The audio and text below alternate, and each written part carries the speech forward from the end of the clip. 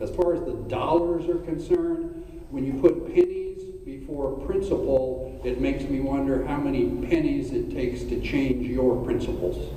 My principles aren't for sale. Thank you. Liz? Commissioner Atwell and Commissioner Chapman attended a meeting of merchants to hear concerns about an issue that likely would come before the commission. Both of them deny having violated the Sunshine Law because they did not speak at the meeting, but were there merely to listen. Speaking as an attorney, if that is proven to be true, would they have violated the Sunshine Law governing the actions of city commissioners? Well, speaking as an attorney, I'm a family law attorney. I'm not a Sunshine Law attorney. So I can't tell you whether that was a violation or not. I think that's why there's a lawsuit and why people are looking into whether it was a violation. This is not an issue that I have been making part of my campaign. I'm focusing on the issues that need to be resolved for the city of Sarasota. And this, as Mr. Zimmerman stated, was an isolated incident, and it's not been the main focus of why I'm running or my campaign. Okay, And I understand now there's insurance to cover public officials that should have been in place previously. Thank you. Eileen? Why did you vote for the continued financial support by the city for the defense of this Sunshine lawsuit? I spent my legal career in the pursuit of justice, and I am not going to stop now. The answer to your prior question is the operative word should be discuss. The two commissioners at a meeting are not allowed to discuss. They may speak. They can say hello, they can say good morning, but they're not allowed to discuss, and that is the operative word there. The city's been under attack by a couple of individuals you've all heard of, I'm sure, Mr. Barfield and Ms. Mogensen, who have been using the Sunshine Law as a hammer to squelch political speech. When we voted to fund the lawsuit or begin refunding the lawsuit against Commissioner Chapman or Vice Mayor Chapman, there wasn't one person who came down and spoke against it. But there were dozens of people who came and said they had been attacked in the same way by the same two. And I can tell you I'm one of them. I was chair of the police advisory panel. Shortly after I spoke out against the Come As You Are shelter before the city and county commissions, I would say within hours, Mr. Barfield was on the phone with the city attorney demanding emails. Within days, the city received a demand letter. And the demand letter said that if they didn't shut down the police panel and reverse all the things it had done, things like a victim advocate, they would sue the city. Well, that was one time that former commission actually thought it was a bridge too far. They stood up to them and nothing ever came of it. But I'm only mentioning that because it's one example of the dozens of people who spoke at the commission against what's happening in the city. You have to understand, it isn't one lawsuit. In fact, it's cost the city $500,000 to $700,000 in suits from these same two people over the last 2 years. So I think, again, it's not pennies that the city's been spending, and we need to stop it, and it has to stop now. Thank you. Shelley, this is going to be a series of 3 yes/no questions that I'll ask you in a row. Nonpartisan elections such as this are supposed to be honored by the political parties. There are legal and ethical requirements, yet efforts are being made to polarize voters in this election on the basis of party affiliation rather than competence for office. Have you read the city regulations and the state statutes on this? Yes. Has your campaign followed what is set forth in both? Yes. Would you be willing to report violations of these statutes to the State Division of Elections? Violations that I'm aware of? Yes. Yes. Okay. If you'll pass the microphone to Stan. Stan, have you read the city regulations and the state statutes on this? City charter especially, yes. Okay. Has your campaign followed what is set forth in both? Yes. Would you be willing to report violations of these statutes to the State Division of Elections? Yes. Okay. And it moves to Liz. Do you want me to read the question again, Liz? No. Okay. Have you read the city regulations and the state statutes on this? I have read a portion of the regulations on it. Okay. Yes. Has your campaign followed what is set forth in both? Yes. Would you be willing to report violations of these statutes to the State Division of Elections? If I thought there were violations. Okay, thank you. If you'll pass the microphone. Eileen, have you read the city regulations and the state statutes on this? I have read them, yes. Has your campaign followed what is set forth in both? To the letter, yes. Would you be willing to report violations of these statutes to the State Division of Elections? I would. Okay. And I'm going to start with you still, Eileen, if that's okay. This will be yes, no for everybody. If a vacancy occurs during their tenure, instead of appointing replacements on the basis of competence for the office, should sitting commissioners fill vacancies only with members of their own party? Of course not. Of course Okay. not. Liz? No. Okay. I'm going to ask you to repeat the question because I think Okay. something's contradictory here. Okay. If a vacancy occurs during their tenure, instead of appointing replacements on the basis of competence for the office, should sitting commissioners fill vacancies only with members of their own party? The reason I'm going to quibble, what if the best qualified person is a member of their own party? Well, that would not be included. This would be selecting them only on that basis of the party affiliation. Then merit, certainly. Right, thank you. And Shelley? Do you want me to read it again? No, I lost it. don't think that's on. Hello, hello? The light's on. The light's on. I can hear it. Hello? We can hear you. We hear you. Okay. The answer is it should be based on competence. Okay, thank you. And you might as well keep the microphone. Did you accept support from your political party, Shelley? No. Stan? No, they never offered. Okay. Liz, did you accept support from your political party? My political party is one of people who know me, who've known me since I ran for state representative as a Democrat, who've known me for years serving in the Democratic Executive Committee. So I accept support from any friends, supporters who want to support me. I'm not going to say because you're a Democrat you shouldn't support me because you're a member of my party. I don't see that as any different. People who've worked with me and known me for years, of course they're going to support me, just as Miss Normiles' friends who've known her and supported her for years. That's are not gonna the support party, her. but that's not the party. It doesn't matter whether it's a party or the CCNA or who it might be. If you have people who know you and know what kind of person you are and feel that they want to support you, I don't see anything wrong with that. Could you give me a yes or no answer to the question? Did you accept support from your political party? Do I accept support Did from my you party? so far in your election? Of course I accept support from my political. These are Thank people you. who know me. Thank you. Eileen, did you accept support from your political party? I did not. Okay. Eileen, we'll start with you. Let me ask a question here, okay? Go ahead.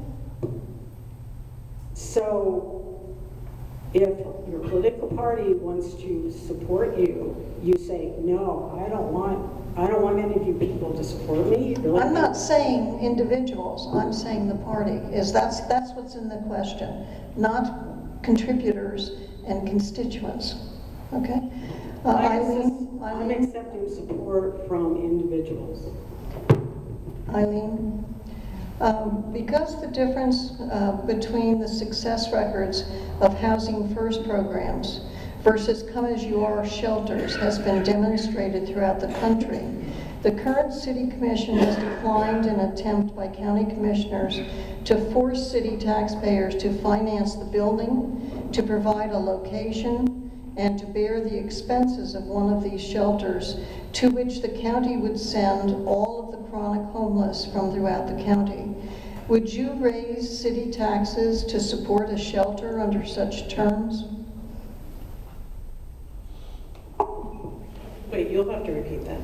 Under which terms? The terms of establishing what the county wishes to have established. A Come As You Are shelter in the city, is that what you're referring to? No, would I raise taxes for it? I wouldn't allow it, let alone raise taxes for it, based on the statistics that are available.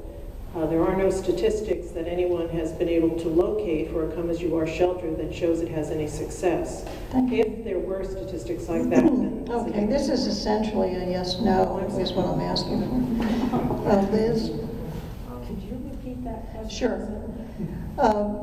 Because difference between the success records of Housing First programs versus Come As You Are shelters has been demonstrated throughout the country, the current City Commission has declined an attempt by the county commissioners to force city taxpayers to finance the building, provide a location, and to bear the expenses of one of these shelters in the city, to which the county would send all of the chronic homeless from throughout the county. Would you raise city taxes to support a shelter under such terms? Yes or no? When you say it that way, of course not.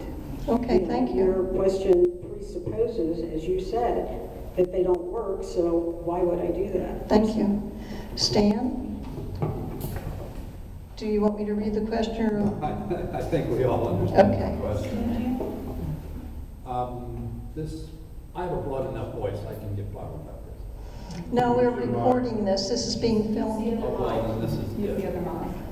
Use the Hello? other one. Well, then let's pass this other mic. Okay, I'm sorry. Having watched this up close and very personal, I can tell you that there are a couple of flaws in the predicates to your question.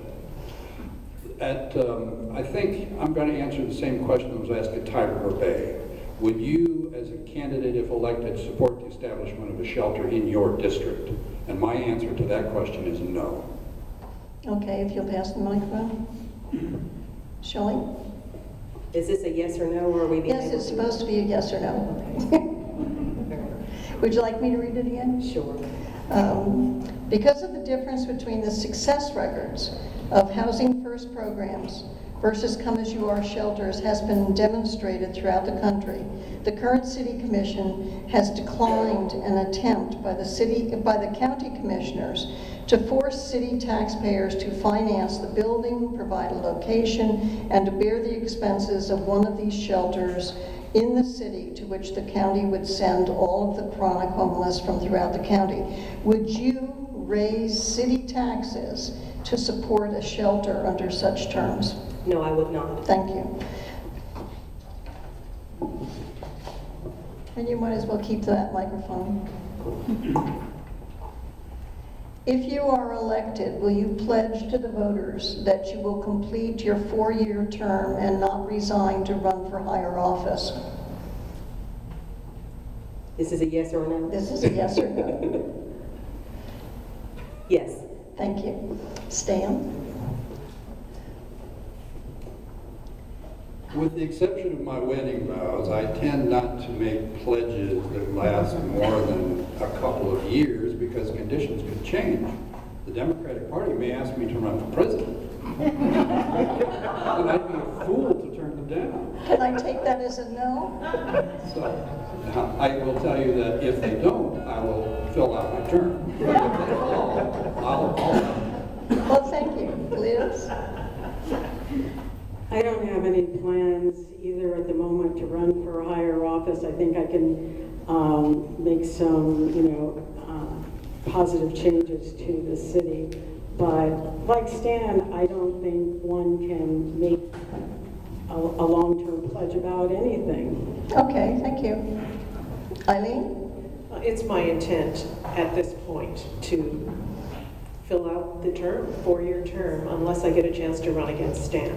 Thank you. Eileen, if you'll keep the microphone.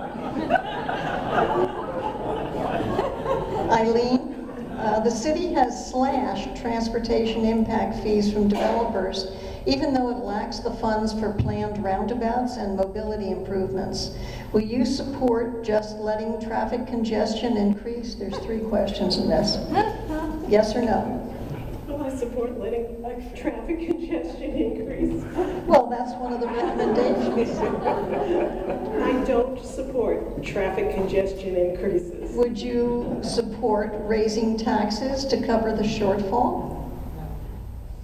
Raising taxes or impact fees? Raising taxes to cover the shortfall for planned roundabouts and mobility improvements. Taxes to the taxpayers, not impact fees. I think the first thing is to look at the mobility fees at this point, which were slashed. I would be in favor of raising the mobility fees. Whether we Would you raise taxes for?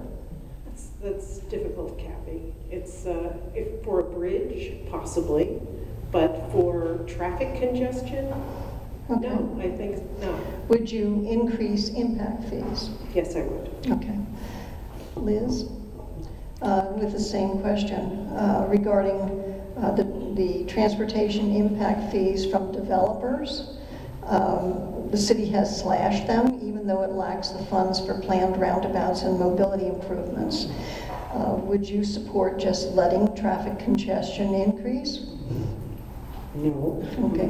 Would you support raising taxes to cover the shortfall? It's unlikely. I would also look at raising the impact fees because that's That's the what's next causing it. question. Okay. Impact fees. Okay. Would you increase impact fees? Yes, I would definitely Okay. look at increasing impact. If you'll pass the microphone to Stan, please. Same 3 questions? The basic question is... I'm saying same 3 questions? Yes. For me? Okay. I'm not going to give you a yes or no question because our traffic problems are seasonal. And if we raise taxes because we have a 3-month traffic problem and 9 months of traffic is okay, then we can put up with 3 months of difficulty to have 9 months of better life without raising taxes. The money to go for these kinds of improvements is state money and MPO money, not local property tax money. So raising taxes really doesn't apply to fixing traffic problems because that's state money. And raising the mobility fee rates, right now they're less than what the county is paying for traffic impact fees. We can start to ratchet those up, but just jumping in with a huge, big mobility impact fee increase without having a plan what to do with the money doesn't strike me as smart. The reason why I've asked about just letting traffic congestion increase is very often staff recommends that to the commission. Shelley? Do you want me to read the question again? I think I got it. Okay. The first one is, would you let traffic congestion just increase? No. Would you raise taxes to cover the shortfall? No. Would you increase impact fees to developers? There, I think slight would be appropriate, but I don't think that roundabouts are the only answer to our traffic congestion I'm problem. not talking about that. Okay. But we started out with roundabouts, and that kind of led into that question. Okay. I felt like it was appropriate to define an Okay. answer. Starting with you, Shelley. Yes, ma'am. The city has suspended utility impact fees on developers for 10 years, and for several years has raised utility rates on everyone else. Staff is advising restoring the impact fees from developers to finance improvements and to pay down bonds. This is yes or no. Would you support restoring these utility impact fees? Yes. Stan? Yes. Liz? Yes. Yes. Okay, we've got it. Starting with Eileen then. Regarding neighborhood compatibility in approval of new developments affecting existing neighborhoods, would you consider this of high importance, yes or no? Say it again, Read it again. Regarding neighborhood compatibility in approval of new developments affecting existing neighborhoods, would you consider compatibility of high importance? Kathy. Yes, I do. Liz? Yes. Stan? Yes, and I have fought for it in the past, and I'll continue to do so. Okay, Shelley? Absolutely, yes. Okay. With Shelley, should the city increase allowable building heights? Under what circumstances? It's a yes or no. Respectfully, that's not a yes or no question. Stan? Because this issue is subject to discussion by the board, I'm going to pass on sunshine. Okay. Liz? And I agree, it's not a yes or no question, because in certain circumstances it would be yes, in other circumstances it would be no. So it's a maybe. Okay. Eileen, are you going to accept? Well, if Stan has sunshine issues, then, although I'm not speaking Okay. directly to you. If you'll keep the microphone then. Eileen, have you accepted campaign contributions from any developers? Yes. Liz? Not that I know of. Okay, Stan?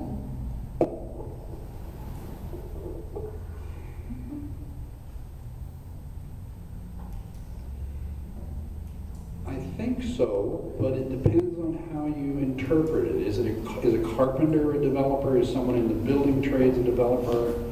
You know, has Ron Burks given me money like he's given my competitor money? No. I don't consider a carpenter who works for a developer to be a developer. Okay, thank you, then no. Okay. Shelley? No. Shelley, if you'll keep it. Do you support the retention of concurrency in the city of Sarasota?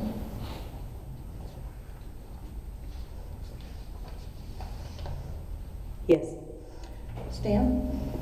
I presume you're talking about traffic concurrency? Yes. Yes. Liz? Yes. Eileen? As opposed to multimodal?